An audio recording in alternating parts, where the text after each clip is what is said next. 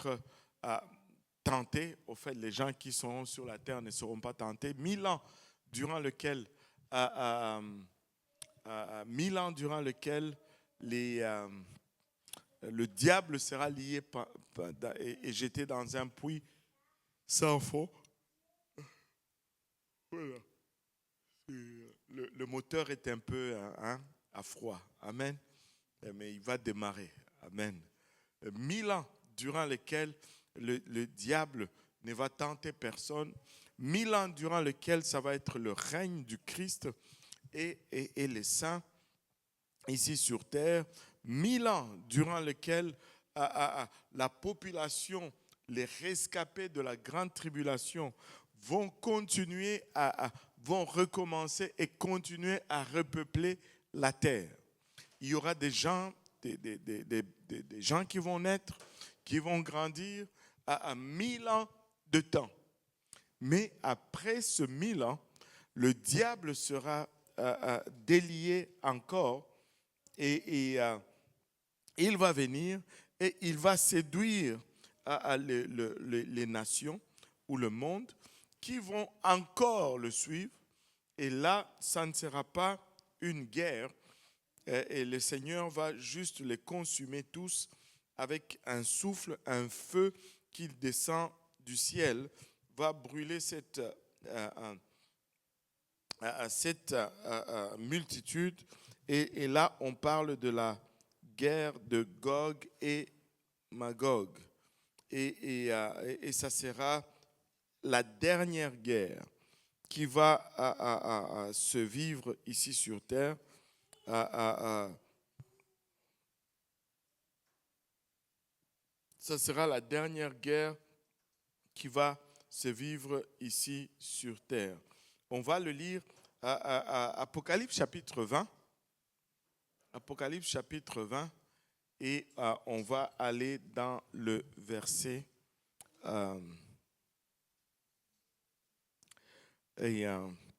Tant qu'à faire, on commence à partir de 1. Comme ça résume tout ce que je viens de dire. Apocalypse chapitre 20, à partir du verset 1. Puis je vis descendre du ciel un ange qui avait la clef de l'abîme et une grande chaîne dans sa main. Il saisit le dragon, le serpent ancien, qui est le diable et Satan, et il le lia pour 1000 ans. Il le jeta dans l'abîme, ferma et scella l'entrée au-dessus de lui, afin qu'il ne séduisît plus les nations, jusqu'à ce que les 1000 ans fussent accomplis. Après cela, il faut qu'il soit délié pour un peu de temps. Et je vis des trônes, et à ceux qui s'y assirent fut donné le pouvoir de juger. Et je vis les âmes de ceux qui avaient été décapités à cause du témoignage de Jésus et à cause de la parole de Dieu, et de ceux qui n'avaient pas adoré la bête ni son image, et qui n'avaient pas reçu la marque sur leur front et sur leurs mains. Ils revinrent à la vie et ils régnèrent avec Christ pendant 1000 ans. Les autres morts ne revinrent point à la vie jusqu'à ce que les 1000 ans fussent accomplis. C'est la première résurrection. Heureux et saints ceux qui ont part à la première résurrection.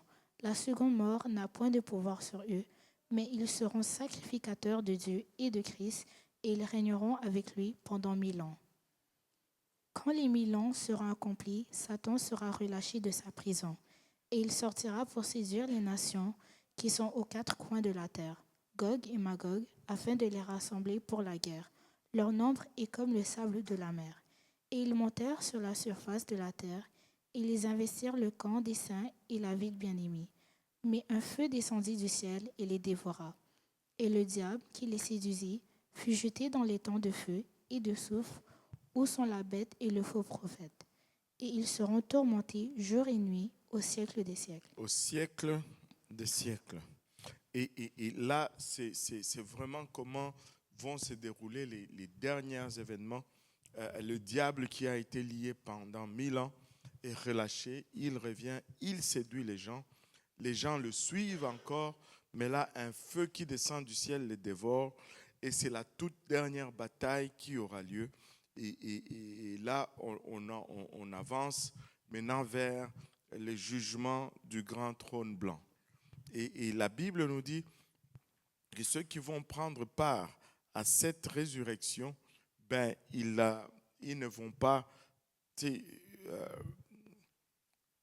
ils ne vont pas subir, donc c'est réglé pour eux, c'est fini pour eux.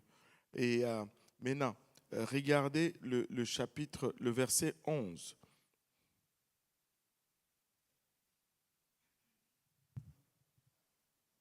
Puis je vis un grand trône blanc et celui qui était assis dessus. La terre et le ciel s'enfuirent devant sa face, et il ne fut plus trouvé de place pour eux. Et je vis les morts, les grands et les petits, qui se tenaient devant le trône. Des livres furent ouverts, et un autre livre fut ouvert, celui qui est le livre de la vie. Celui qui est le livre de vie. Et les morts furent jugés selon leurs œuvres, d'après ce qui était écrit dans ces livres. La mer rendit les morts qui étaient en elle, la mort et le séjour des morts rendirent les morts qui étaient en eux, et chacun fut jugé selon ses œuvres. Et la mort et le séjour des morts furent jetés dans les temps de feu. C'est la seconde mort, les temps de feu. Quiconque ne fut pas trouvé écrit dans le livre de vie fut jeté dans les temps de feu. Wow. Et là, il y a le jugement du grand trône blanc. Et tous ceux qui étaient morts reviennent à la vie. La mer rend les morts qui sont en elle. Et la terre rend les morts qui sont en elle. Et tout le monde paraît devant le trône blanc. Et la Bible nous dit qu'ils ont tous été jugés selon leurs œuvres, d'après ce qui était écrit dans ces livres. Et il y a eu, attendez, c'est le même verset, il dit, je vis les morts, les grands et les petits qui se tenaient devant le trône. Ça, c'est tout le monde, même les Hitler, ils vont être dans cette groupe. Mère Teresa et tous les gens qu'on a regardés comme petits ou comme grands, tout le monde va se trouver dans ce groupe. Et là, la Bible nous dit, des livres furent ouverts. Et un autre livre fut ouvert, celui qui est le livre de vie. Et les morts furent jugés selon leurs œuvres, d'après ce qui était écrit dans ce livre. Et vous savez, l'enseignement populaire, c'est qu'il va y avoir trois sortes, si ma mémoire est bonne, trois livres qui vont être ouverts. Un de ces livres, ça va être la parole de Dieu. Un de ces livres, ça va être ce qui a été, ce que tu as fait dans ta vie. Toute parole que tu as prononcée, tout ce que tu as dit, tout ce que tu as fait en secret ou en cachette va être lu devant tout le monde. Ça fait peur. Hein? Hey, je n'aimerais pas, moi. J'ai fait des choses que je ne voudrais pas que... Amen. Que ça soit mis devant tout le monde. Hey, Seigneur Jésus. Alléluia. Mais vous pouvez vous rassurer, n'est-ce pas? Parce que, tu sais, il y a un autre livre qui, lui, sera ouvert un peu plus tôt. Le troisième livre, c'est un livre qui a été ouvert un peu plus tôt. Au jugement du trône de Christ, pas au jugement du trône blanc. La bima. Ça, c'est le premier jugement. La parole de Dieu nous dit, le jugement commence dans la maison de Dieu, n'est-ce pas? Et tu sais, si ton nom est écrit dans ce livre-là, ben c'est parce que le sang de Jésus a effacé ce que tu as fait. Phew! Seigneur Jésus, on doit rester en Christ, je vous dis. Alléluia. Et ton nom est écrit dans le livre de la vie. Si ton nom est écrit dans le livre de la vie, le sang de Jésus nettoie. Il y a une histoire qu'on raconte, il y a une version de cette histoire qui circule un peu parmi les missionnaires. Je pense que vous avez déjà entendu cette histoire de cet homme qui était méchant, mauvais. mais il a été converti et Dieu l'a envoyé comme missionnaire quelque part en Afrique, dans un village. Et là, il est arrivé là-bas, il a commencé à prêcher la parole de Dieu. Le village a commencé à se convertir. Et comme le village se convertissait, les gens arrêtaient d'aller consulter le féticheur de la ville, du village. Et le féticheur ou le sorcier a commencé à se fâcher contre ces missionnaires. Et il a commencé à menacer le missionnaire. Et il est allé voir le missionnaire en lui disant, je vais exposer ta vie passée. Mais le missionnaire, réalisant que sa vie passée n'était pas propre, il a eu la panique de sa vie. Il est rentré chez lui, dans sa maison, il a commencé à prier, Seigneur, couvre mon passé, Seigneur. Et là, le jour a été annoncé, le contexte était établi et tout le monde, le villageois était là devant la hutte du sorcier qui est entré dans sa case avec ses instruments et il faisait ses incantations là dans sa petite hutte. Et là, Gabriel, j'essaie d'enseigner, toi tu rigoles.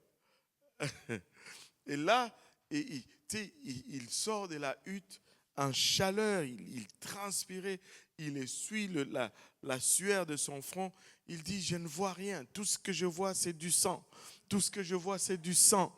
Laisse-moi te dire, si quelqu'un essaye de lire ta vie, tout ce qu'il va voir c'est le sang de Jésus-Christ. Parce que le sang de Jésus-Christ couvre nos vies. Le sang de Jésus couvre nos vies. Nous avons été lavés par le sang de l'agneau et nous dépendons de ce sang. Oh, le sang de Jésus qui lave plus blanc que la neige. Alléluia. Et c'est un privilège que d'être couvert par le sang de Jésus. Et nous devons rester sous le sang. Nous devons rester sous le sang. Et là, c'était le grand trône blanc. Et c'est là où on séparait les justes des injustes. Et là, si on te disait allez à gauche, c'était pour la damnation éternelle. Si on t'envoyait à droite, c'était pour le salut éternel. Maintenant, il y a des gens qui vont être sauvés du grand trône blanc. Il y a des gens qui vont sortir de là, la tête haute. Maintenant, vous allez me dire, mais pourquoi se casser la tête? Laissons les gens aller jusque-là. Et puis comme ça, on va, ils vont être sauvés par cette façon-là. Maintenant, ce n'est pas une très bonne idée. Et regardons quelque chose ici. Là. Ça, c'est un des versets qui, dernièrement, je commence à avoir un peu peur à l'enseigner. Parce que les gens prennent toujours des choses au travers. On dirait qu'on cherche toujours la façon de faire le moins possible pour être sauvé. Si on y va avec cette mentalité, on ne va jamais y arriver. Amen. Le Seigneur n'a pas payé un prix réduit pour nous. Allô? On dirait qu'on cherche toujours une justification pour ne pas faire ce que Dieu demande. Et le verset, c'est celui-ci. Apocalypse chapitre 22. On va le lire à partir du verset 10 à 12. On peut y ajouter même 13. Apocalypse chapitre 22, verset 10 à 13. Et il me dit, ne scelle point les paroles de la prophétie de ce livre, car le temps est proche. Que celui qui est injuste soit encore injuste, que celui qui est souillé se souille encore, et que le juste pratique encore la justice, et que celui qui est saint se sanctifie encore. Voici, je viens bientôt, et ma rétribution est avec moi, pour rendre à chacun selon ce qu'est son œuvre. Je suis l'alpha et l'oméga, le premier et le dernier, le commencement et la fin. Waouh, maintenant, et regardons un peu le verset 11 ici. Le verset 11 nous dit que celui qui est injuste, que tout le monde dise injuste, soit encore injuste. Que celui qui est souillé, que tout le monde dise souillé, soit encore souillé, se souille encore. Et que le juste, que tout le monde dise juste, pratique encore la justice. Et que celui qui est saint, que tout le monde dise saint, se sanctifie encore. La Bible nous donne ici 4 catégories. 4 catégories. Et dépendamment de l'époque dans laquelle tu as vécu, de la connaissance que tu avais en ce qui concerne Dieu, et pour ne pas dire sa parole, et de ce que tu as fait de cette connaissance, tu vas te retrouver dans une de ces catégories. Tout le monde, toute l'humanité se retrouve dans une de ces catégories. Et selon la catégorie dans laquelle tu te retrouves, ben, tu as une destination finale. Et au fond, ça c'est comme des autobus. Vous savez, oh boy. Oh oh. Voilà. Ça c'est comme des autobus. Les gens se cassent toujours la tête à se demander, est-ce que j'ai une prédestination ou j'ai le choix? Est-ce que la prédestination, est-ce que c'est vrai ou c'est pas vrai? Je vais vous tenter un peu parce que je vous trouve aussi un peu endormi. La prédestination. Est-ce que qui croit que nous sommes prédestinés ou qui croit que nous ne sommes pas prédestinés? Bon, on va commencer. Qui croit dans la prédestination? Nous sommes prédestinés. Ça veut dire que, bon, ta vie, là, Dieu l'a déjà écrit, que tu ne fais que marcher dans cela. Au final, tu vas aboutir là où. Est-ce qu'il y a. Qui croit dans la prédestination? Pas. Maman, ça veut dire que avant que tu ne naisses, Dieu a écrit et toi, tu n'as pas de choix au fond. Tu vas juste faire ce que Dieu a écrit que tu vas faire.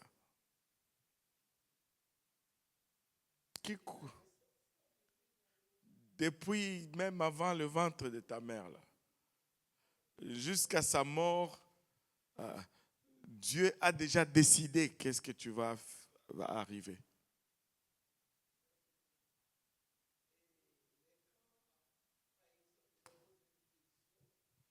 Là, c'est moi qui ai posé une question, mamie. Là, tu...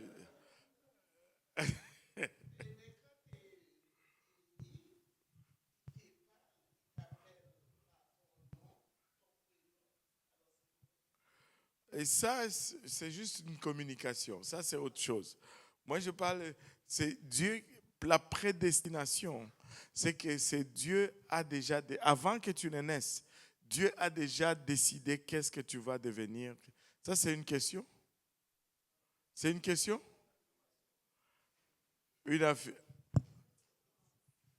C'est quoi une affirmation? Ok, donne-moi ton affirmation. Ben justement, toi réponds-moi seulement. Si c'est pas ça, dis-moi c'est pas ça. Je ne suis pas encore dans l'argumentatif. Bon, maintenant, qui croit dans la prédestination? Bon, ok. Ah, maman, toi aussi. Pourquoi vous répondez avec des questions? Ok, je vais dire ceci. Toi aussi, c'est une question? Ok. Bon, on va donner une chance un peu. Je vais dire ceci. Il n'y a que 2 voies. Ou bien la prédestination, ou bien le choix. Ok? Qui croit que Dieu nous a... Si on croit dans la prédestination, c'est que Dieu a déjà décidé notre issue. Nous, on va juste marcher là-dedans. Mais si on ne croit pas dans la prédestination, on croit dans le choix, c'est-à-dire Dieu a mis des options, c'est nous qui allons choisir où nous allons finir. C'est nous qui allons déterminer où nous allons finir. Alors, la prédestination, c'est ici. C'est nous qui déterminons où nous allons finir, c'est ici. Maintenant, qui croit dans la prédestination?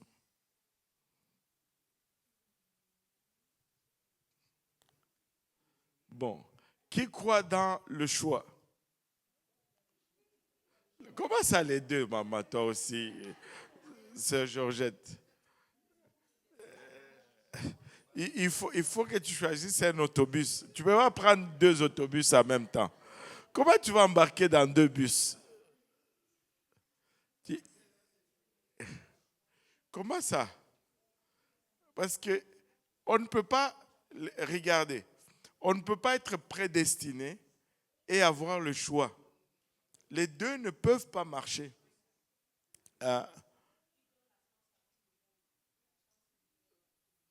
S'il donne la chance à tout le monde, c'est-à-dire qu'il n'a pas encore décidé pour tout le monde. Oui, là vous voyez que vous êtes réveillés maintenant. Tout le monde est réveillé. Oui. Ça devient une affaire de favoritisme là. Oui, vas-y. Adam et Ève, dans le jardin, Dieu avait une bonne destination pour eux, mais ils avaient aussi le choix de le suivre ou pas. Un bon avenir. Une bonne destination. Oui. Pas une prédestination. C'est ça l'affaire. Hein? Pas une bonne destination. Tout à fait d'accord avec toi.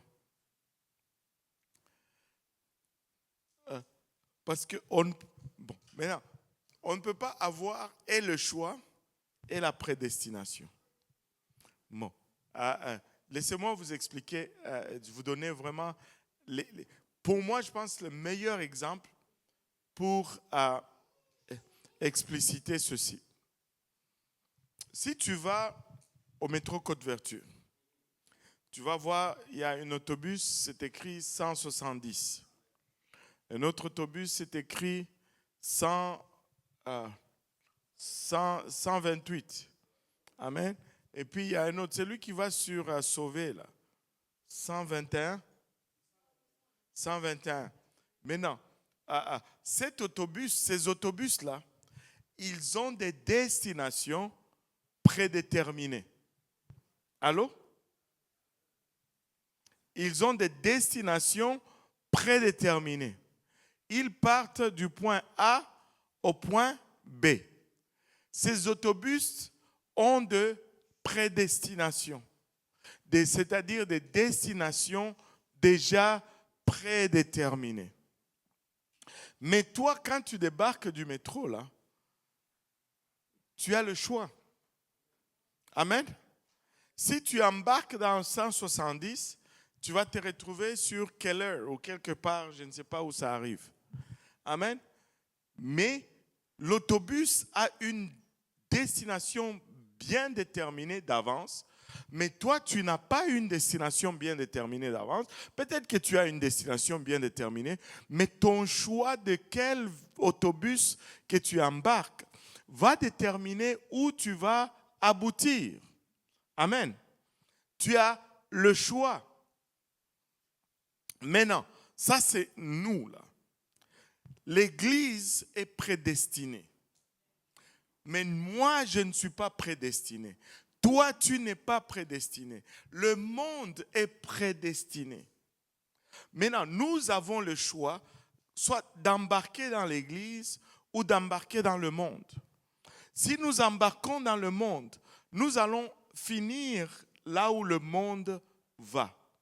Mais si nous embarquons dans l'Église, nous allons aboutir là où l'Église va. Ce sont des véhicules. Mais nous avons le choix. Et non seulement il faut embarquer dans l'Église, Mais il faut rester, il ne faut pas descendre avant le terminus. Si tu descends avant le terminus, tu ne vas pas arriver à la destination finale du véhicule. N'est-ce pas? Donc, nous ne sommes pas prédestinés, nous avons le choix. Si nous étions prédestinés, les jugements n'allaient même pas faire de sens. Oui. Lis le psaume 139. Lis le psaume, lis-le.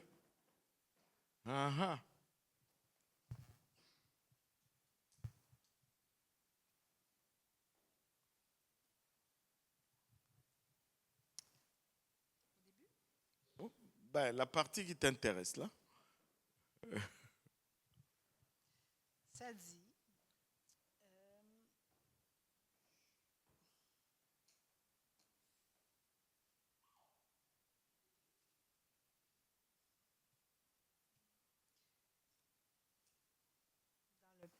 dans le verset 15, mon corps n'était point caché devant toi lorsque j'ai été fait dans un lieu secret, tissé dans les profondeurs de la terre, quand je n'étais qu'une masse informe.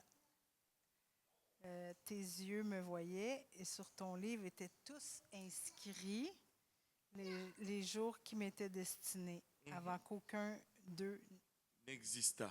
Tout à fait. Ça parle de l'omniscience de Dieu. Dieu connaît, ça parle de la connaissance, mais ça ne parle pas de la décision de Dieu. Dieu sait le choix que tu vas faire, mais il ne décide pas du choix que tu vas faire. Parce que si on dit prédestination, alors c'est Dieu qui décide du choix que je vais faire. Et dès ce fait, je n'ai plus de choix. Si je n'ai pas de choix, pourquoi est-ce que tu vas me condamner? Si je n'ai pas eu de choix, pourquoi est-ce que tu vas me condamner? Tu ne peux même pas me juger, tu dois... Parce que tu m'as fait pour faire ça. Tu ne vas pas me punir pour avoir fait ce que tu m'as demandé de faire. Mais Dieu connaît et il connaît parfaitement. C'est ça qui nous embrouille un peu. Au fond, quand on enlève...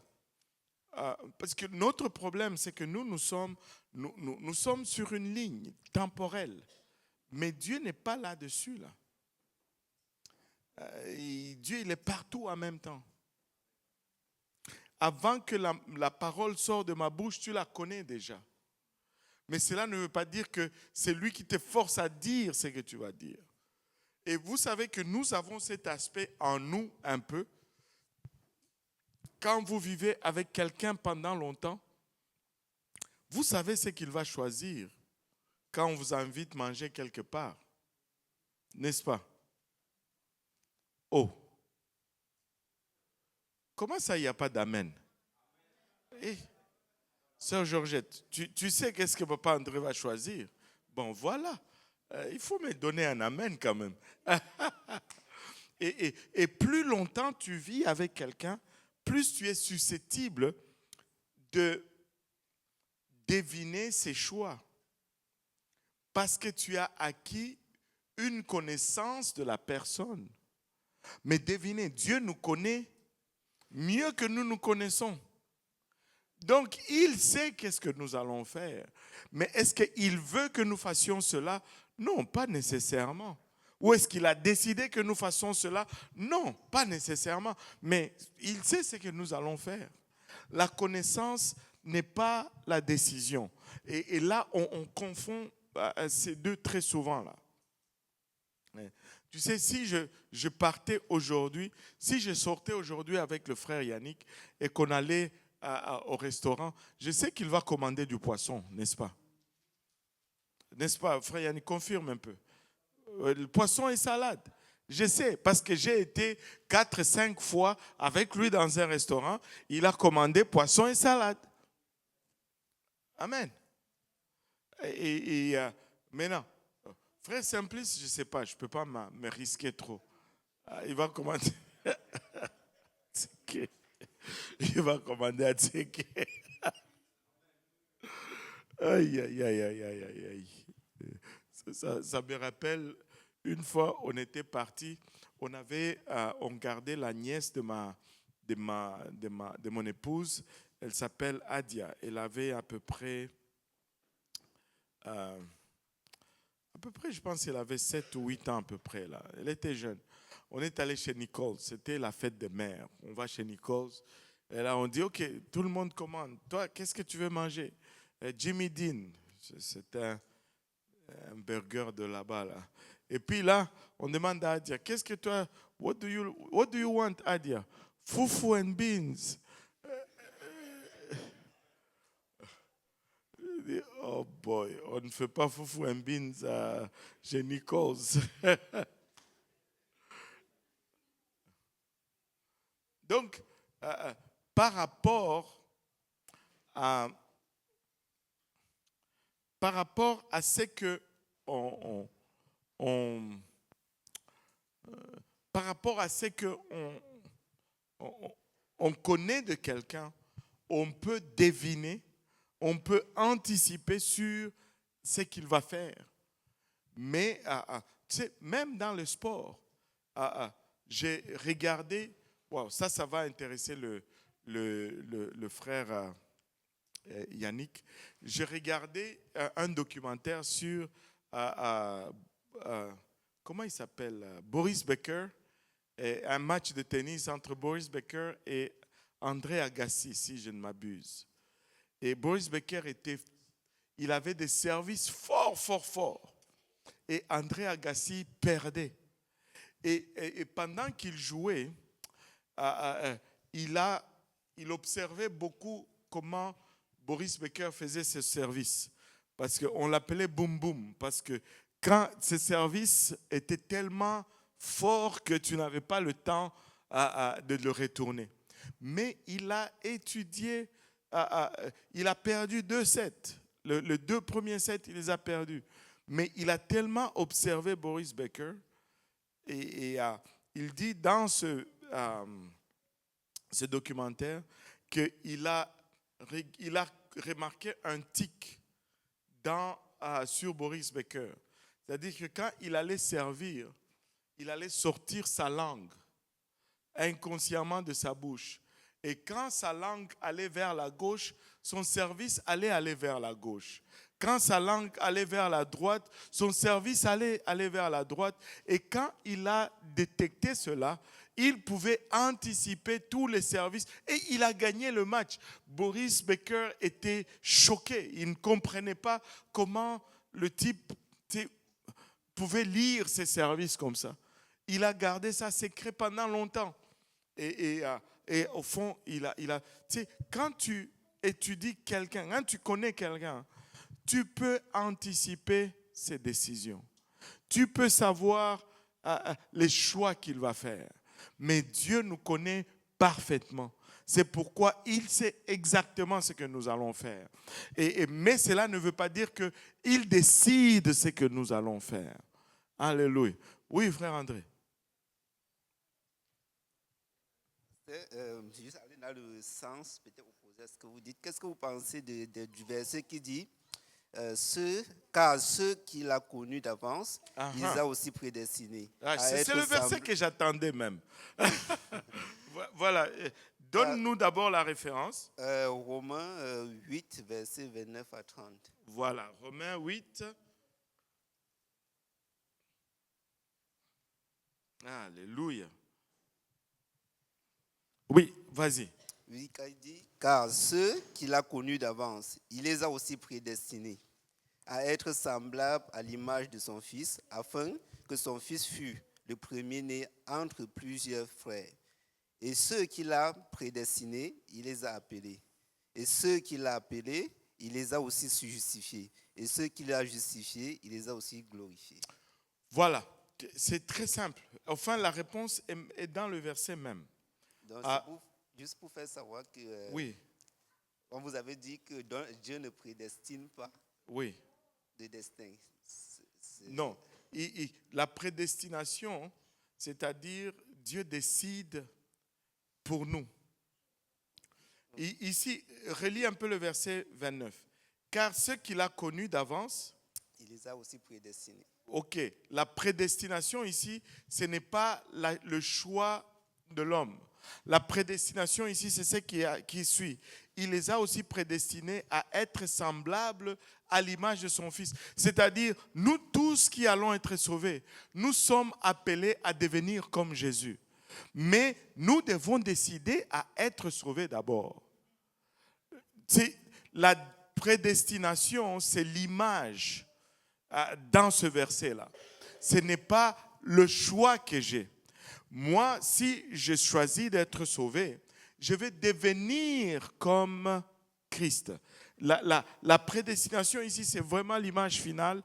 Et c'est que, voilà. Ça se comprend mieux quand tu commences vers la fin et que tu montes. Maintenant, quand tu regardes d'abord le verset 30, ça dit « Et ceux qu'il a prédestinés, il les a aussi appelés. » Dieu appelle, n'est-ce pas? Et l'appel de Dieu est pour tout le monde. Que celui qui veut vienne. Que celui qui a soif, viens. Le salut est lancé. L'appel de Dieu est pour tout le monde. Mais non, oh là, arrête de fermer tout le temps. Ça se ferme tout le temps. Bon, c'est parce que je suis dans le mode. Attendez un peu, je vais sortir un peu le mode.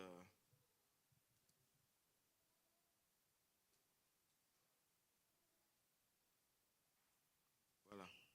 Maintenant, regardez ceci. Il appelle d'abord. Et quand on répond, il nous justifie. Et puis, après nous avoir justifiés, il nous glorifie. Mais après qu'il nous a glorifiés, nous devenons semblables à l'image de son Fils.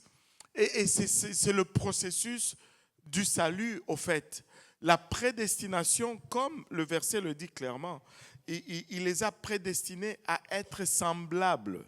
Nous sommes destinés à devenir comme Christ. Mais il faut que nous acceptons d'être sauvés d'abord. Nous avons le choix. Quand nous répondons à l'appel, là, notre prédestination devient claire. C'est comme si nous embarquons dans cet autobus. Nous savons qu'est-ce que nous allons devenir à la fin. Et ce n'est pas, toi tu es appelé à être sauvé, toi tu ne seras jamais sauvé. Non, Dieu ne fait jamais ça. Il n'y a personne qui est prédestiné à la perdition. Et personne n'est prédestiné au salut. Nous avons le choix. Maintenant, ce que nous allons devenir étant sauvés est déjà prédestiné. Comme ceux qui vont périr, leur lieu est déjà prédestiné. Ils vont aller en enfer, ils vont souffrir. Mais nous allons être comme Christ. Le résultat final est déjà déterminé. En quelque sorte, on a un destin prédestiné par Dieu. Si tu utilises le mot un destin prédestiné, ça devient comme une tautologie, comme on dit en français. Ouais, on a une prédestinée par Dieu. Ok, c'est peut-être le mot prédestination qui est problématique. On a une image prédéterminée, une image finale prédéterminée par Dieu. On a un résultat final prédéterminé par Dieu. Mais est-ce que notre choix est prédéterminé par Dieu? Ça, c'est ça la question là. Parce que quand on enseigne la prédestination dans le jargon chrétien, on parle du salut. On pousse la prédestination même jusqu'à dire une fois sauvé, sauvé pour toujours. Non. Si on dit qu'on est prédestiné, c'est-à-dire que Dieu a déjà décidé qui va être sauvé et qui va être perdu. Or, si c'est ça, là je vais argumenter là. je vais dire, mais non, mais moi, je n'ai pas choisi ça, là. Je vais dire, ce n'est pas juste. Ce ne serait vraiment pas juste. Mais Dieu nous prédestine à devenir comme Jésus lorsque nous choisissons de répondre à son appel. Mais le choix de répondre à son appel nous appartient librement. Personne ne peut te forcer à servir Dieu.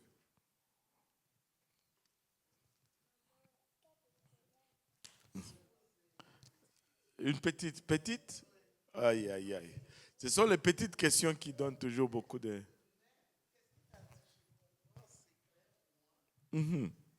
Mais quand Dieu te parle, il te dit, par exemple, je vais dire, il dit, va prier pour quelqu'un. Tu ne pries pas, tu sens mal, hein? Oui. Bon, moi, je suis comme ça. Je ne sais pas pour les autres.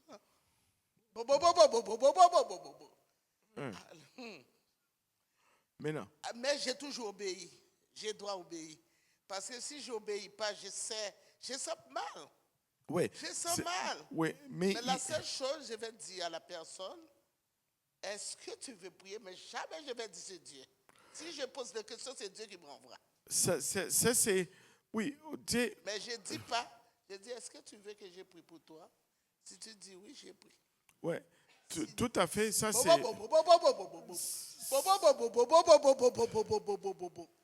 Ça c'est la conviction. Et ça c'est la conviction. Ça arrive à tout le monde que Dieu te dit quelque chose, tu n'es peut-être pas volontiers pour le faire. Et là, tu te sens mal. Mais le problème est que si tu refais la même chose très souvent, tu vas t'habituer à ce sentiment. Et tu vas arriver à cette place où tu refuses de faire ce que Dieu te demande et puis tu ne ressens rien. Ça, ce n'est pas la bonne place. Et c'est ce qu'on appelle perdre la conviction. Il faut garder la conviction. Mais la conviction, c'est une chose. Mais la prédestination, c'est une autre chose. Dans le monde chrétien, on enseigne littéralement que nous sommes prédestinés. C'est pourquoi tu vois des gens qui ne s'appliquent pas à suivre la parole de Dieu parce qu'ils pensent que peu importe ce que je fais, c'est correct. Ça ne marche pas là. Oui, le pasteur Simplice.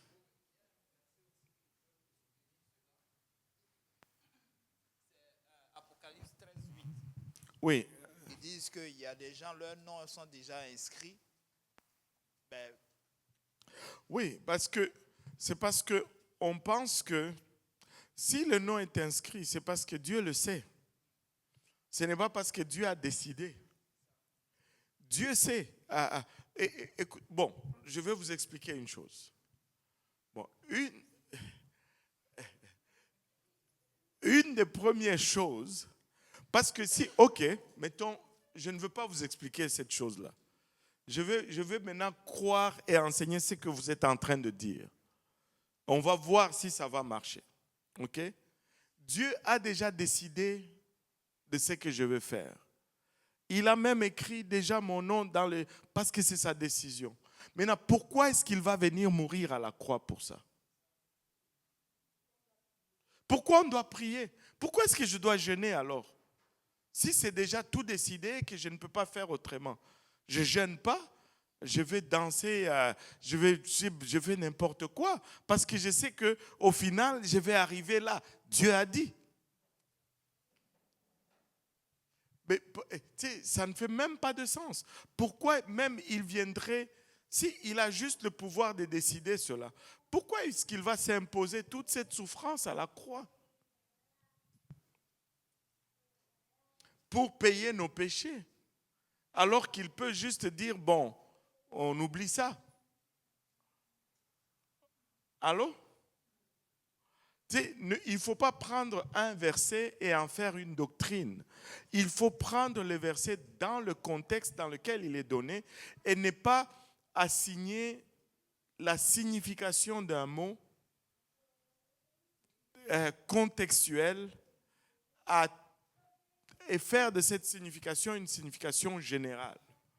Parce que quand, dans la chrétienté, on enseigne la prédestination, c'est littéralement le fait que, quand la chrétienté enseigne la prédestination, ils ne sont pas en train de parler de l'autobus 170, là. Ils sont en train de dire, Dieu a déjà décidé de mon avenir. Moi, peu importe ce qui arrive, je vais être sauvé. Ça, ce n'est pas ce que la Bible nous enseigne du tout.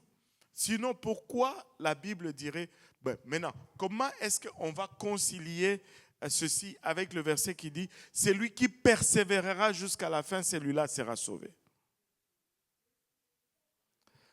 Ça ne marche pas avec la prédestination.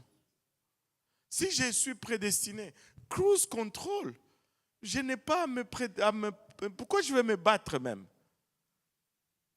Cruise control, je dors au volant. Alléluia. Je vais arriver à destination. Je suis dans une Tesla qui se conduit tout seul.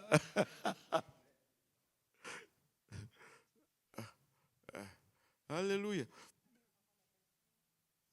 Quoi ça? Nous, on a le choix. Le pouvoir de choisir.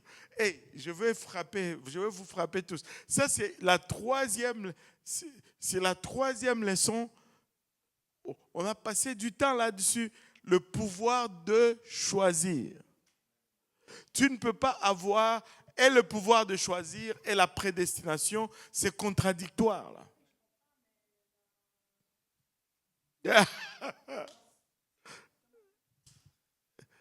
Parle, sinon je ne comprendrai pas là. Oui. Aïe, aïe, aïe.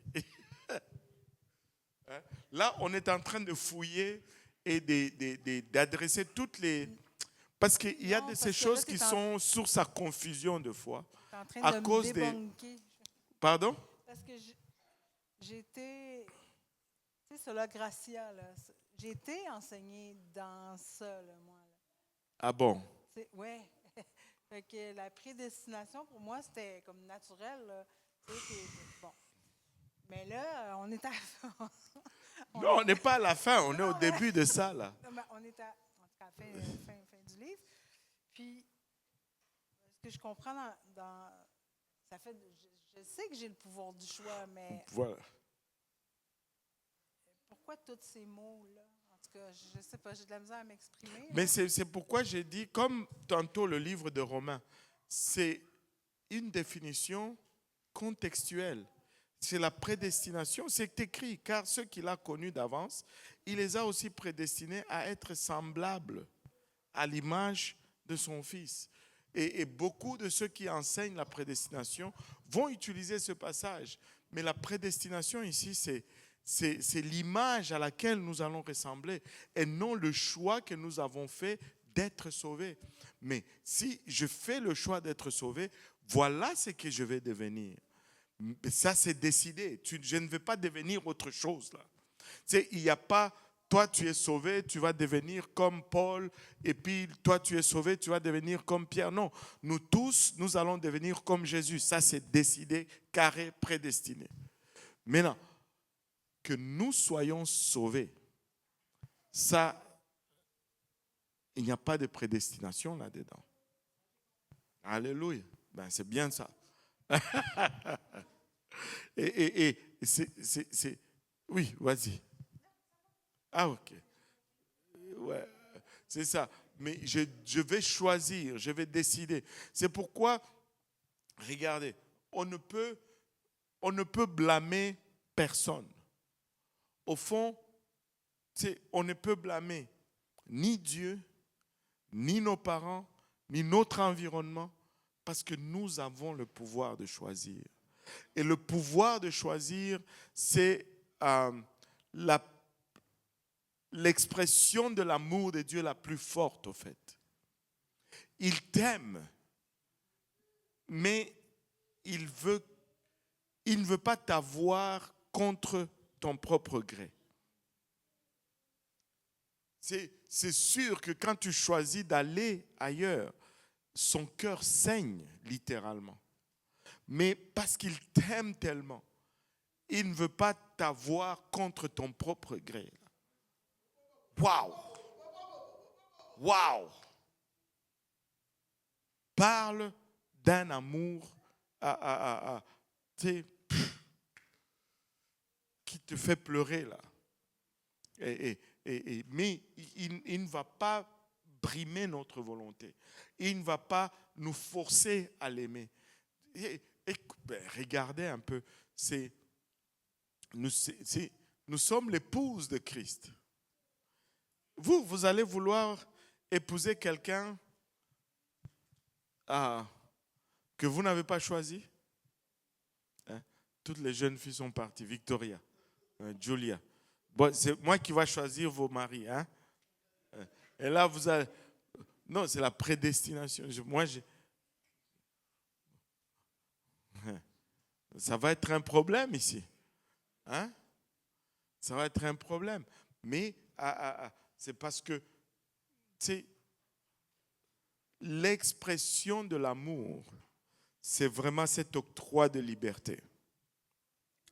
Cet octroi de liberté de choisir. Tu peux choisir. Et Dieu nous a créés libres. Amen. Alléluia. Donc, pour longtemps, la prédestination a été enseignée dans la chrétienté, conduisant à une vie d'indulgence terrible. Le calvinisme, ça a ses racines dans de telles croyances où on dit une fois sauvé, sauvé pour toujours. Ça, ce n'est pas biblique. Ce n'est pas biblique. Tu sais, je faisais une fois une étude biblique avec un groupe qui croyait cela. Et il disait ceci, que si quelqu'un vient à Dieu aujourd'hui, et puis après quelques années, il rétrograde, il abandonne sa marche avec Dieu, c'est parce qu'il n'était pas vraiment sauvé. Parce que s'il était vraiment sauvé, il allait rester. Je dis, oh boy. Donc, il faut aller revoir le passé. Mais quand c'est d'une aberration qui ne fait pas de sens, au fait.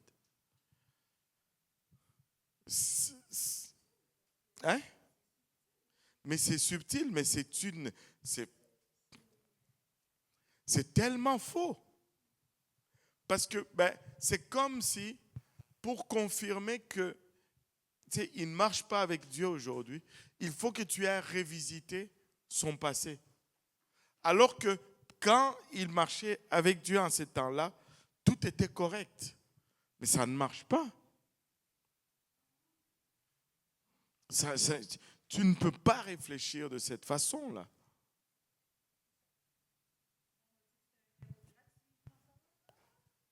C'était un cadeau gratuit. Explication. Qu'est-ce que ça veut dire un cadeau gratuit?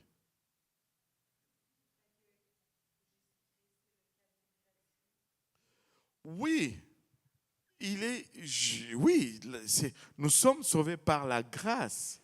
C'est un cadeau gratuit. Nous n'avons pas payé pour être sauvés. Encore, le prédicateur l'a bien dit dimanche, il y a 3 niveaux à la grâce. La première partie, c'est que Jésus est mort à la croix. Mais la deuxième partie, c'est que il faut que moi j'obéisse. Ok, je vais te donner un exemple. J'ai toujours donné cet exemple. C'est quoi le restaurant que tu aimes le plus là?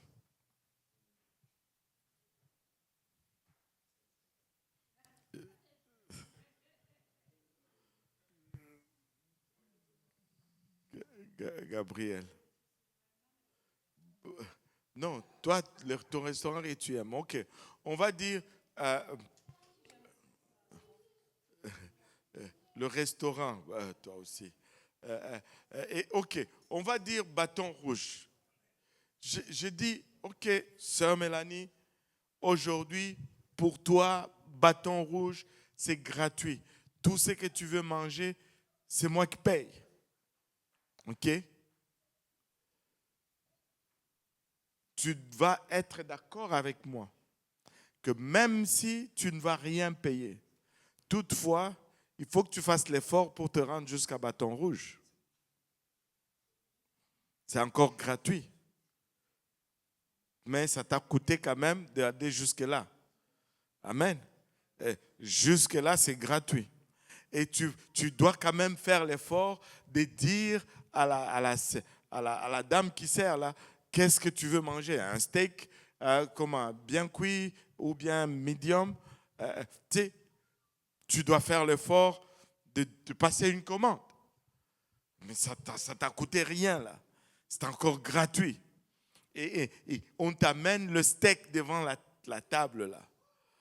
Tu vas être d'accord avec moi que même là, tu dois faire l'effort de couper et de mettre dans ta bouche et de mâcher. C'est encore gratuit. Mais c'est ça la grâce. C'est ça la grâce. C'est gratuit. Tu n'as pas payé ce steak-là. Mais il faut que tu ailles quand même là-bas. Je te dis, voyage en Israël, gratuit. J'ai payé le billet d'avion. Air France. Il faut quand même que tu fasses tes bagages. C'est gratuit. Il faut quand même que tu ailles à l'aéroport là. Mais c'est gratuit. Et il faut quand même que tu aies ton passeport et que tu embarques dans l'avion. Mais c'est gratuit. Alléluia. C'est un cadeau. Alléluia. Mais on a une part à faire si on veut recevoir cette grâce. Et j'aime bien Tite 2.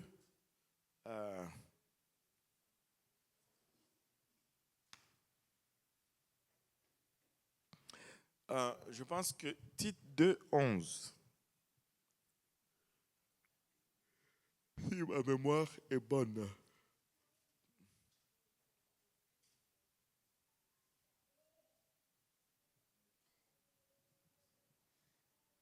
Tite chapitre 2, verset 11. Car la grâce de Dieu, source de salut pour tous les hommes, a été manifestée. Voilà. Car la grâce de Dieu, source de salut pour tous les hommes, a été manifestée. Nous sommes tous sauvés par la grâce. Donc c'est gratuit. Mais regarde le verset 12. Regarde ce que la grâce fait. Elle nous enseigne. Elle, c'est quoi? La grâce. La grâce, elle fait quoi? Elle nous enseigne. La grâce est un enseignant. Elle nous enseigne à renoncer à l'impiété et au convoitise mondaine et à vivre dans le siècle présent selon la sagesse, la justice et la piété, en attendant la bienheureuse espérance et la manifestation de la gloire du grand Dieu et de notre Sauveur Jésus-Christ. Wow. Voilà. La grâce nous enseigne. Quand nous recevons la grâce, nous commençons à faire des choses. C'est gratuit, mais ça produit des choses en nous. Alléluia. C'est tout le temps gratuit. Amen. Oh my goodness. Là, je ne sais même plus. On a encore un peu de temps. On a encore un peu de temps? Oui? Alléluia. Bon, let's go. On était au grand trône blanc, c'est là où on était. Ah oui, lis un peu Apocalypse encore une fois, Apocalypse 22, 11.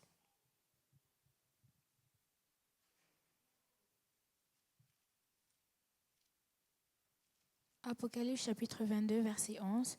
Que celui qui est injuste soit encore injuste, que celui qui est souillé se souille encore, et que le juste pratique encore la justice, et que celui qui est saint se sanctifie encore.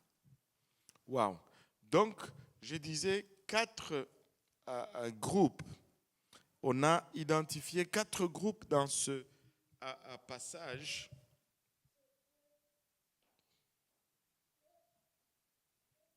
Je veux juste 22, voilà.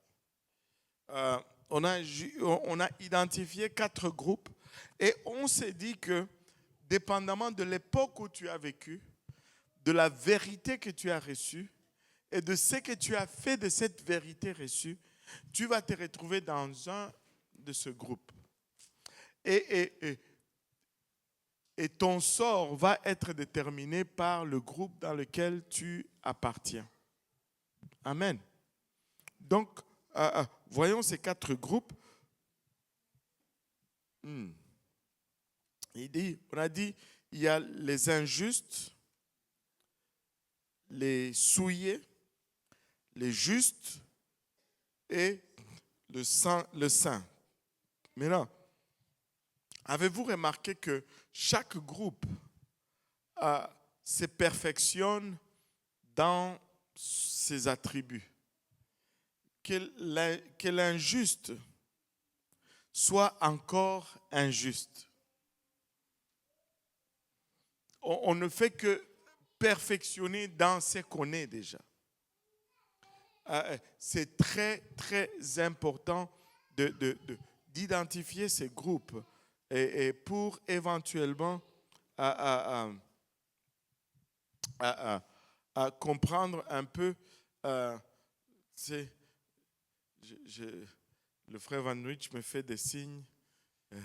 En tout cas, ouais, si tu veux. Ouais, ok. Là, il faut que moi je parle de ça ou là, je dois faire son travail. C'est juste, il est en train de collecter pour le pasteur Mautière pour ses 80 ans. On veut lui donner une bonne enveloppe. Et laissez-moi vous dire que cet homme travaille fort. Amen. Cet homme travaille vraiment fort. Pour venir, il devait sortir d'Haïti en bus vers le nord. Il dit Cap-Haïtien, je pense. Et là, il passe en République dominicaine. C'est là qu'il prend l'avion pour venir ici. Mais on veut juste soutenir un serviteur de Dieu. Amen. Et je vous promets que c'est un bon investissement. Pasteur Mautière, c'est un bon investissement. Alléluia. Et donc voilà. Et maintenant, regardez un peu ceci. J'essaie de faire cette partie, mais je n'arrive pas. Les injustes soient encore injustes, que les souillés se souillent encore, et que les justes pratiquent encore la justice, et que celui qui est saint se sanctifie encore. 4 groupes qu'on peut diviser en 2 sous-groupes. 2 bons et 2 mauvais. Amen. L'injuste et les souillés, c'est pas bon. Le juste et le saint, c'est bon. Donc, 4 groupes qu'on peut diviser en 2. Mais de 2 groupes, on a dans chaque groupe un qui est pire que l'autre ou un qui est meilleur que l'autre. Et si on regarde le mauvais, l'injuste c'est quelque chose, mais le souillé c'est pire que l'injuste. Et si on regarde dans le bon, les saints, plutôt les justes c'est quelque chose, mais les saints c'est meilleur, c'est mieux que le juste. Maintenant, c'est qui est injuste? C'est qui est souillé? C'est qui est saint? Et c'est qui est juste? Et c'est là où ça fait des fois très mal. Mais ce n'est pas moi qui décide, c'est la parole de Dieu. Amen. Moi, je vais vous donner tout simplement la compréhension de ce que c'est. Maintenant, regardez ceci. On va commencer avec celui qui fait le plus mal. C'est l'injuste. L'injuste, ça fait très mal. Parce que c'est qui est injuste? L'injuste, c'est le commun des mortels. Nos voisins corrects. des gens qu'on côtoie tout le jour, à notre travail, qui ne sont pas fondamentalement méchants. Tu sais, c'est le voisin qui, des fois, va t'aider à tondre ta pelouse. Il va t'aider à ramasser ton colis qu'Amazon a laissé, que le voleur voulait voler. Tu sais, c'est le voisin normal. Mais il est injuste parce qu'on lui a présenté la justice de Dieu et il a rejeté la justice de Dieu. Il n'est pas méchant, il n'a jamais braqué une banque, il n'a jamais volé un magasin, mais il refuse la justice de Dieu. Il va mentir de temps en temps, il va boire son Molson en regardant le Canadien, il va fumer sa cigarette, mais il ne fait de mal à personne selon lui. Amen.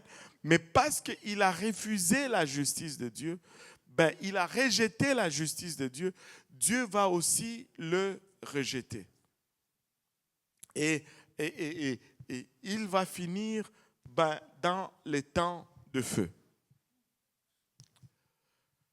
Parce qu'il a refusé la justice de Dieu, la Bible l'appelle injuste. Maintenant, le souillé, c'est qui le souillé?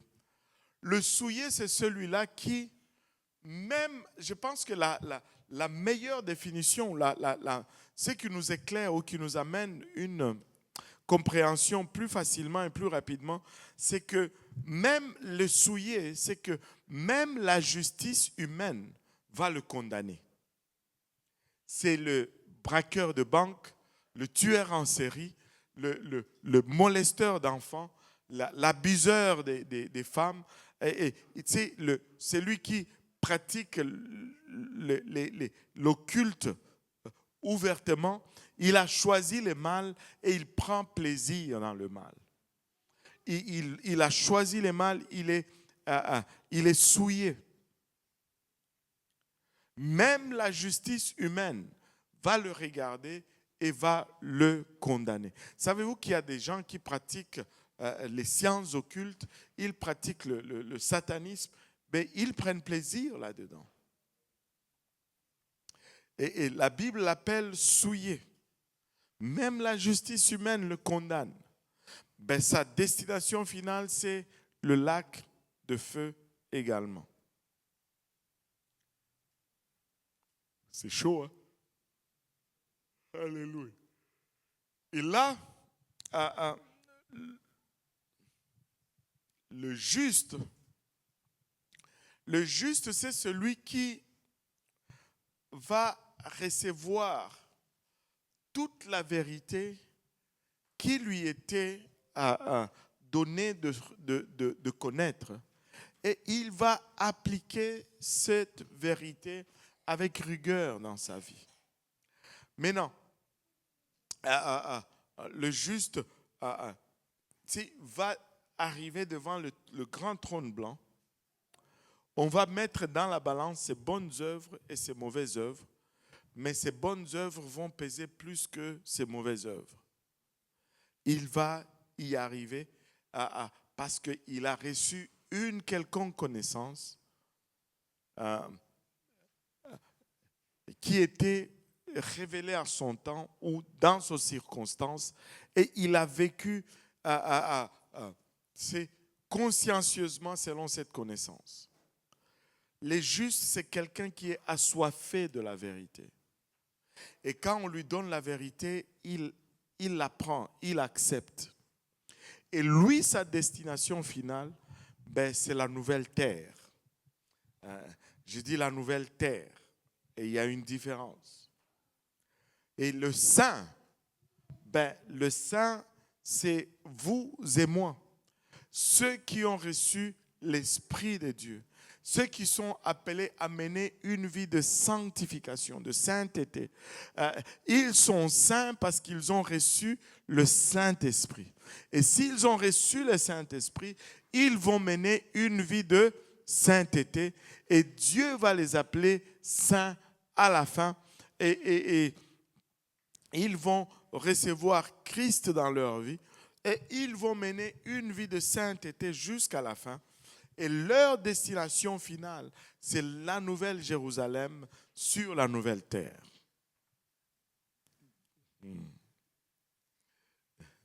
Oui. Oui.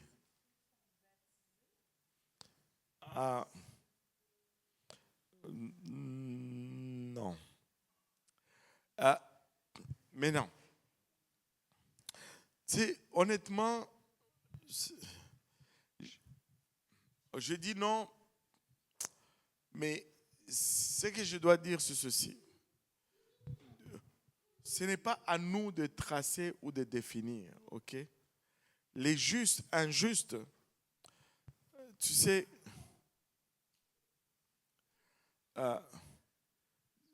va mettre en application la connaissance qu'il a reçue. Et si il a été baptisé au nom de Jésus, il a reçu le Saint-Esprit, et qu'il met en application ce qu'il a reçu, ben, il est saint. Mais s'il rejette ce qu'il a connu, ben, il est injuste parce qu'il a rejeté la vérité. Il devient injuste. Il n'est pas injuste. Il n'est injuste. Le juste, c'est celui qui met en application la justice de Dieu qu'il a reçue. Amen. Donc, dépendamment de où tu te trouves, et des fois les gens vont dire, ben, si quelqu'un refuse le baptême au nom de Jésus, il ne reçoit pas le Saint-Esprit, ben, au moins il peut y arriver comme juste. Mais non, il a rejeté la vérité qu'on lui a donnée. C'est comme... Et là, des fois, on va pousser un peu plus loin à dire, mais alors, ne prêchons pas comme ça, les gens ne vont... Mais je vais dire, mais tu es fou. Ça, c'est la façon la plus facile d'y arriver. Tu me vois, moi, devant le trône de Dieu, avec mes œuvres. Laissez-moi vous expliquer un peu comment cette histoire de la grâce de Dieu fonctionne. Nous avons une nature corrompue, une nature déchue, c'est ce que je voulais dire. Une nature déchue. Maintenant, dans une journée, si tu dois compter le bien et le mal que tu fais, bon, je vais juste nous préserver. Amen. Si tu dois compter les bonnes et les mauvaises pensées, lesquels qui sont plus nombreux?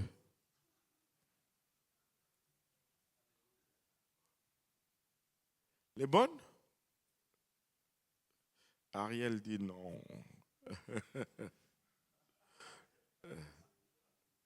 Alléluia, amen, gloire à Dieu. Maintenant, comment pensez-vous que ça fonctionne?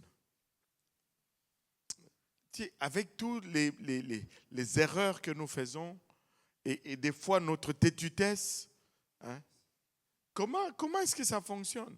C'est parce que quand nous nous faisons baptiser au nom de Jésus, non, d'abord, avant de nous faire baptiser au nom de Jésus, tout le péché que nous avons commis, dans la balance, avec les bonnes œuvres que nous avons fait par hasard, la balance du péché pèse plus. Maintenant, quand nous nous faisons baptiser au nom de Jésus, qu'est-ce qui se passe? Jésus, lui, a été mis à mort sans qu'il n'ait commis de péché. Et parce qu'il a été mis à mort sans avoir commis de péché, quand son nom acquiert le pouvoir d'absorber le péché. Et quand nous nous approprions maintenant du nom de Jésus dans le baptême d'eau, qu'est-ce que ce nom fait? Ça aspire tous nos péchés. C'est qui...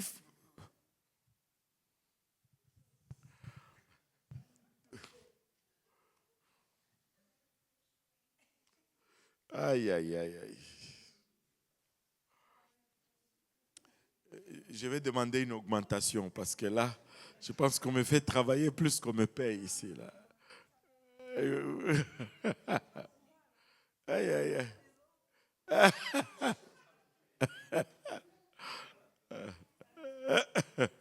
Bon, regardez, laissez-moi finir. Maintenant, il absorbe tous nos péchés, même le futur, il les absorbe aussi. Et si nous savons appliquer le sang quand nous avançons. Maintenant, il absorbe les péchés. Maintenant, parce qu'il absorbe les péchés, qu'est-ce qu'il fait? Ce qui fait que les bonnes œuvres restent sur la balance, les mauvaises sont absorbées. Pium! La balance pèse de notre côté. Parce qu'on ne peut pas effacer la justice de Dieu. Dieu reste un Dieu juste. Mais c'est le sang de Jésus qui nous permet de nous tenir devant Dieu parce qu'il enlève nos mauvais coups, il enlève nos péchés afin que nous ne subissons pas cette justice de Dieu.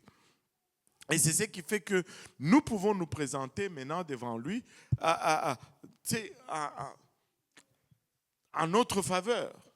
Mais sinon, attends, moi je ne veux pas y aller sans le sang de Jésus.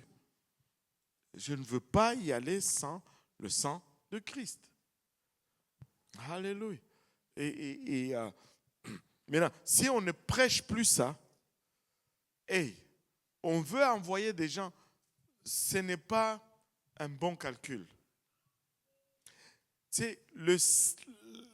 L'évangile, c'est la façon la plus efficace et la plus simple d'être sauvé. Parce qu'après ça, tu es sur toi-même. Je ne veux pas compter sur moi-même, j'ai besoin de Jésus. Et la seule façon de l'impliquer dans ma vie, c'est par le moyen de l'évangile. Amen. Alléluia.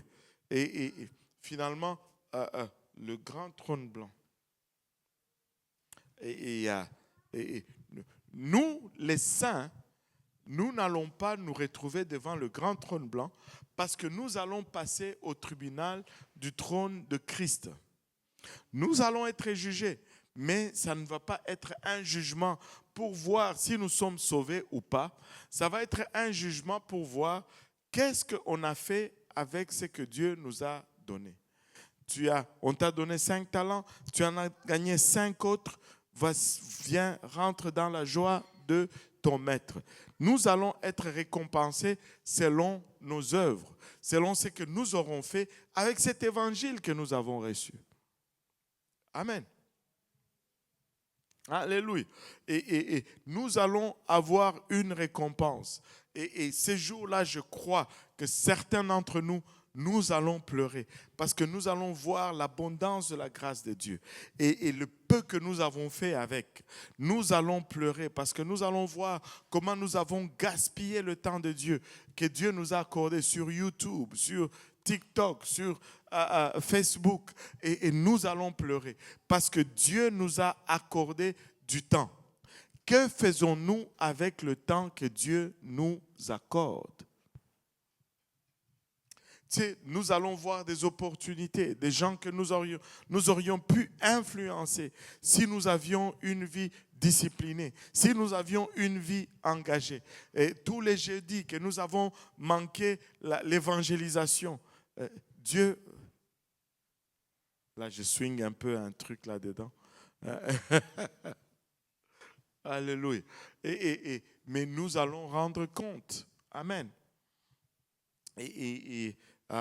Donc voilà. Et après cela, regardez. Tada, regardez, j'aime le chapitre 21. Le chapitre 21, c'est comme je vous ai déjà parlé d'un jeune Rasta que j'avais rencontré au métro Charleroi. C'est Charlevoix, au métro Charlevoix. Je confonds toujours Charleroi et Charlevoix.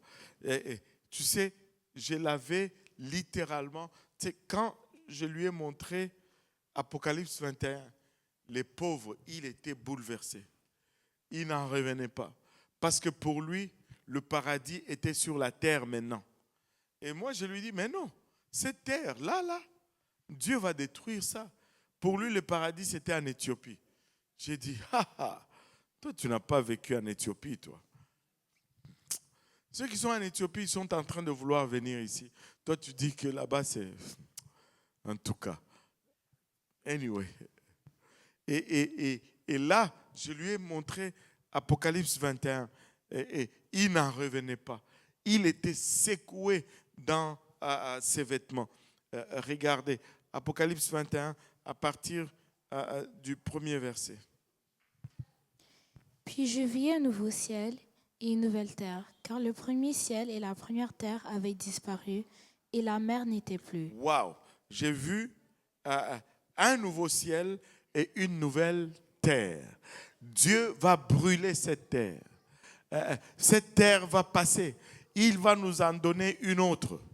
De toutes les façons, celle-ci est déjà trop corrompue. Et elle est déjà trop polluée. Dieu va nous donner une autre terre. Alléluia. Et après cette nouvelle terre, sur laquelle va vivre tous ceux qui vont sortir du grand trône blanc, regardez, verset 2. Et je vis descendre du ciel, d'auprès de Dieu, la ville sainte, la nouvelle Jérusalem, préparée comme une épouse qui s'est parée pour son époux. Et j'entendis du trône une voix forte qui disait, « Voici le tabernacle de Dieu avec les hommes. Il habitera avec eux et ils seront son peuple, et Dieu lui-même sera avec eux. » Waouh! Et finalement, Dieu va accomplir son désir primaire qui était depuis le début, c'est-à-dire de vivre continuellement avec nous. Son tabernacle va descendre du ciel. Son tabernacle va venir sur la terre. Il va vivre avec nous. Il sera avec nous pour toujours. Et la présence de Dieu ne sera plus à chercher. La ville sainte, son trône, va descendre sur cette nouvelle terre. Et il sera avec nous. Alléluia. Et nous serons son peuple et Dieu lui-même sera avec nous. Et regardez le verset 4. Il essuiera toute larme de leurs yeux et la mort ne sera plus. Et il n'y aura plus ni deuil, ni cri, ni douleur, car les premières choses ont disparu. Et celui qui était assis sur le trône dit, « Voici, je fais toutes choses nouvelles. » Et il dit, « Écris, car ces paroles sont certaines et véritables. » Waouh! Et là, c'est vraiment la fin. Il dit, « J'ai fait toutes choses nouvelles. » Tout est devenu nouveau. On a recommencé à partir du début. Plus rien ne viendra plus perturber notre relation avec nous. Alléluia. Et on va swinguer le verset 6 à 8 là-dedans. Et il me dit, « C'est fait. Je suis l'alpha et l'oméga, le commencement et la fin. À celui qui a soif, je donnerai de la source de l'eau de la vie, gratuitement. Celui qui vaincra héritera ces choses. Je serai son Dieu et il sera mon fils. Mais pour les lâches, les incrédules, les abominables, les meurtriers, les impudiques, les enchanteurs, les idolâtres et tous les menteurs, leur part sera dans les temps ardents de feu et de soufre, ce qui est la seconde mort. » Waouh! Et donc, Dieu conclut cette histoire, Dieu conclut cette épopée. Nous sommes maintenant avec lui pour toujours et sur une nouvelle terre. Tu sais, des fois, tu essayes un peu de t'imaginer. Est-ce que ça ne va pas être ennuyant? Est-ce qu'il y en a quelqu'un qui a déjà pensé à cela? Est-ce que ça ne va pas être ennuyant? Hein? Je veux vos opinions. Pourquoi ça ne va pas être ennuyant? On pourra dormir. Ce n'est pas ennuyant de dormir. Tu sais, des fois, moi, je suis fatigué de dormir. Tu dors, tu te tournes. au final, tu t'es dit, mais voyons donc, je pars seulement. Tu sais, qui aime dormir ici? Oh boy. Axel, toi aussi? Ah. Hein? Toi aussi? Aïe, aïe, aïe. Toi aussi, tu aimes dormir, sœur Brigitte? Toi aussi, Maëva? Ça dépend. Aïe, aïe, aïe. Bon, qui n'aime pas dormir?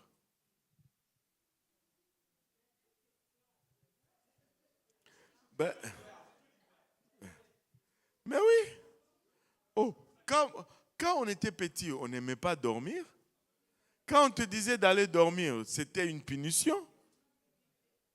Il y en a pour qui aller dormir, c'est comme s'il manque quelque chose. Savez-vous, il y a même des gens qui prennent de la drogue pour ne pas dormir. Allô?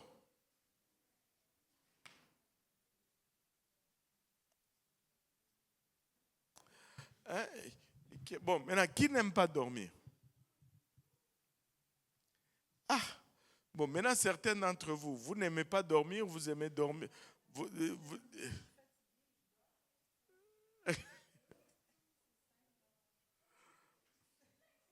Ok, qui prend plaisir dans le sommeil? Ariel, aïe, aïe, aïe.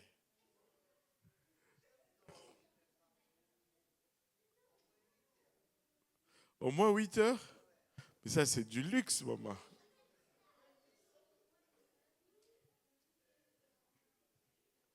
Moi, je suis tellement en déficit de sommeil que si je ne fais rien, je m'endors.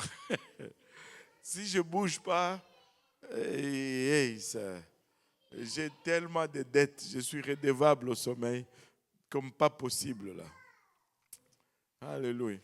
Je dois prendre de nouvelles résolutions. Cette année, je me suis décidé, à chaque année maintenant, je dois prendre 2 semaines de vacances fermes.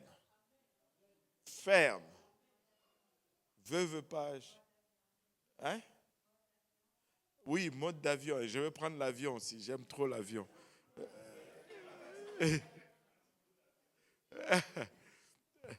Savez-vous que l'avion, c'est une place de sérénité pour moi. Quand je suis dans l'avion, j'aime trop ça. Déjà, le téléphone est sur mode avion.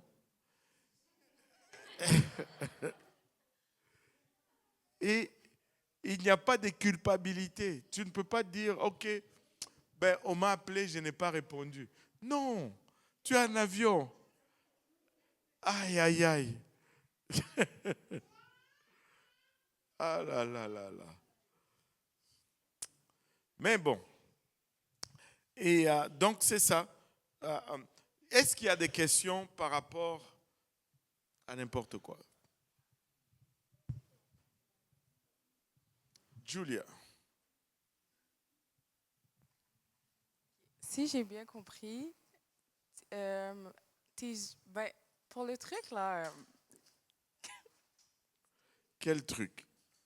quand tu passes pour être jugé, Ouais. genre, si tu veux pas que tes trucs soient dits à voix haute devant tout le monde, tu dois être sauvé. Il faut être sauvé. C'est maintenant que tu règles ça. Ouais, il faut rester dans l'église. Il ne faut pas quitter l'église. Si tu quittes l'église, tu récupères tes bagages. Ouais, c'est bon à savoir ça. Moi aussi, en tout cas, je reste. Alléluia. Des questions?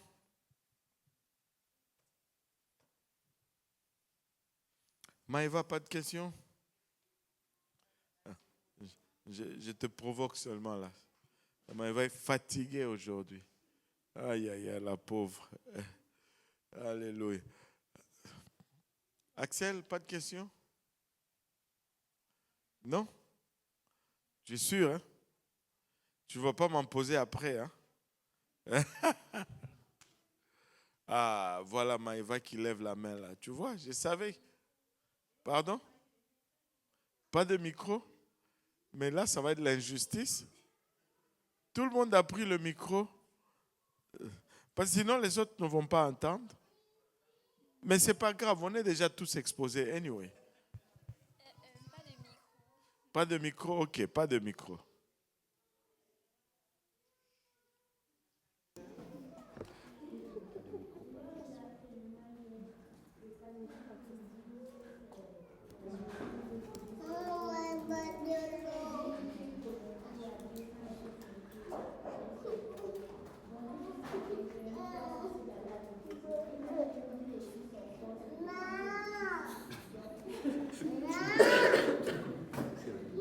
Là, je dois te donner un micro parce que je n'entends pas. Non, non, je blague. Vas-y. Ok. Ah, ok.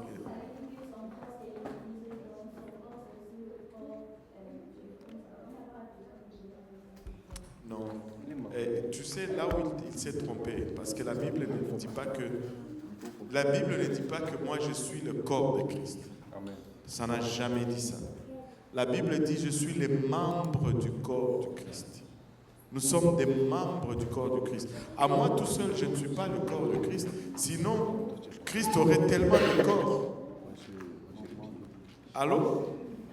Donc toi, tu vas le voir. Tu vas le voir encore. Donc tu vas lui dire, donc ça veut dire que Christ a 2 corps. Combien de corps Christ a? Parce que si Christ est en toi, toi tu es le corps de Christ. Christ est en moi, moi aussi je suis le corps de Christ. Donc Christ a 2 corps. Ça, c'est une excuse de ceux qui ne veulent pas suivre la parole de Dieu. La parole de Dieu nous dit, je suis les membres du corps de Christ. Maintenant, comme... Et l'analogie, c'est ça. Avez-vous remarqué que la parole ne nous dit pas que je suis le tronc du corps de Christ ou je suis la tête du corps de Christ. Il dit, je suis les membres. Nous avons combien de membres? 4 membres. Donc, c'est là où nous nous retrouvons, dans le corps de Christ. Le reste, c'est Dieu. Maintenant, on peut me couper la main. Ok? On peut me couper la main et puis on laisse la main dans un tiroir. On va continuer à dire quand même que oui, cette main-là, ça fait partie de mon corps. Mais ma main dans le tiroir, éventuellement, va pourrir. Mon corps, lui, il va continuer à fonctionner. Il va être handicapé, ça va lui manquer des choses, mais le corps va continuer à fonctionner. Mais le membre qui se détache, il meurt. Il ne peut pas fonctionner tout seul. Un membre ne peut pas fonctionner tout seul. Il a besoin d'être connecté au corps. Les gens vont aller dans des choses selon leur convenance. Mais nous voulons juste rester dans la parole de Dieu. Nous ne sommes pas de ceux qui négligent notre assemblée des frères et sœurs. Parce que je dois rester connecté. Si je ne suis pas connecté, je commence à mourir.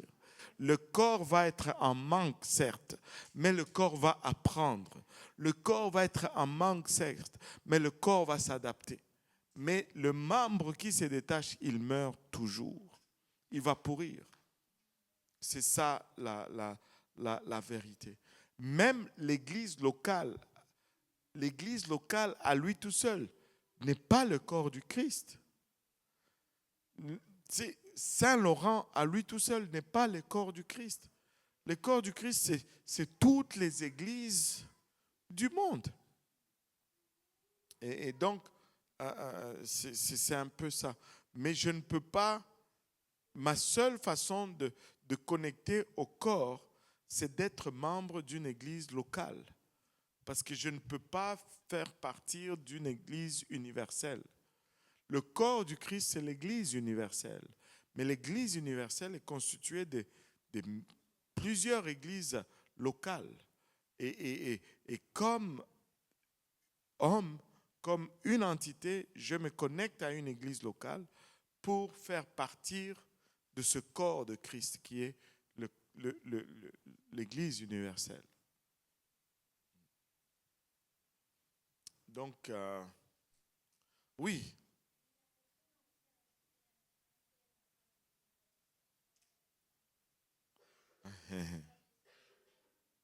Ah oui, hein? Bon, il y a des gens qui sont forts, hein? Non. Ça, ce n'est pas ton travail. Tu ne vas convaincre personne. Tu donnes la vérité et puis, tu sais, s'il veut manger, il va manger. Tu donnes la vérité, s'il va manger, il va manger. S'il ne veut pas manger, tu sais, il y a un dicton qui dit, tu peux amener le cheval à la rivière, mais tu ne vas pas le forcer à boire. Et tu l'amènes à la rivière, s'il veut boire, il va boire. Et tu sais, quand le Seigneur t'en donne l'opportunité, tu donnes la parole, mais ce n'est pas ta responsabilité de le convaincre. Nous ne sommes pas dans le business de convaincre les gens. Nous sommes dans le business de prêcher la vérité. Alléluia. Nous déclarons la vérité. Sans compromis, on va le dire. C'est ça. Bon, maintenant, les gens vont choisir ce qu'ils veulent. Et on va espérer qu'ils croient et qu'ils choisissent la vérité. Mais on ne peut pas les forcer à suivre cette vérité. Voilà. Et laissez-moi vous... Avez-vous déjà remarqué les documentaires des... comment ça s'appelle là? Discovery Channel, Canal D. Et ils font des documentaires des animaux. Avez-vous remarqué que les lions, quand ils chassent, là, ils ne vont pas s'attaquer à la troupe. Ils vont toujours isoler un membre du troupeau, une des bétails, ils vont l'isoler. Mais c'est celui qui est isolé là qui va se faire manger par le lion. Et c'est toujours comme ça. Bon, moi je ne veux pas me faire manger en tout cas. Je vais juste rester dans l'église. Alléluia. Alléluia. Vous voyez, il y a des questions. Quand on creuse, il y a des questions. Alléluia. Bon, on va conclure là aujourd'hui. Et la semaine prochaine, probablement qu'on va faire quelques leçons de motivation. On va parler un peu du mécanisme des études bibliques. Comment enseigner une étude biblique? Amen. On va se donner un peu de techniques. On va parler un peu de ça avant de recommencer une autre série. Comme ça, ça vous donne le temps d'inviter quelqu'un. Amen. Alléluia. Qui va inviter quelqu'un? Alléluia. Et faites-le là. Ne levez pas seulement la main. Axel, tu dois lever la main. Ah.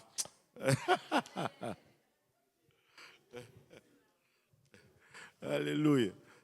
Amen. Donc, on va prier pour conclure notre étude aujourd'hui. Le doyen va nous conduire en prière. Alléluia.